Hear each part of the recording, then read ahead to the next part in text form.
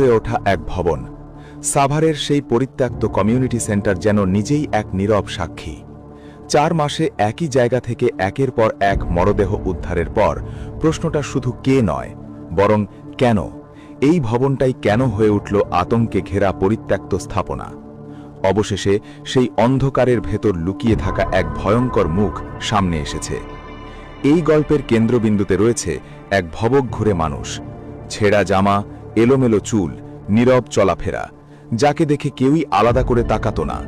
কিন্তু সেই মানুষটি মশিউর রহমান খান সম্রাট, পুলিশের ভাষায় যিনি এখন সাইকো সম্রাট, সাভারের ভয়াবহ 5টি ঘটনার সঙ্গে জড়িয়ে পড়েছেন বলে প্রাথমিকভাবে উঠে এসেছে।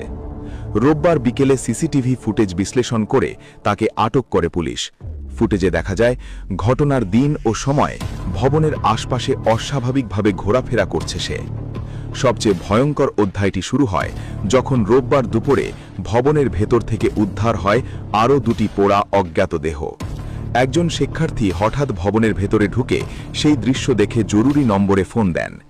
এরপর পুলিশ, ফরেনসিক টিম ও তদন্তকারী সংস্থাগুলো ঘটনাস্থলে পৌঁছায়। উদ্ধারকৃত দেহগুলো এতটাই পুড়ে গিয়েছিল যে পরিচয় শনাক্ত করা সম্ভব হয়নি।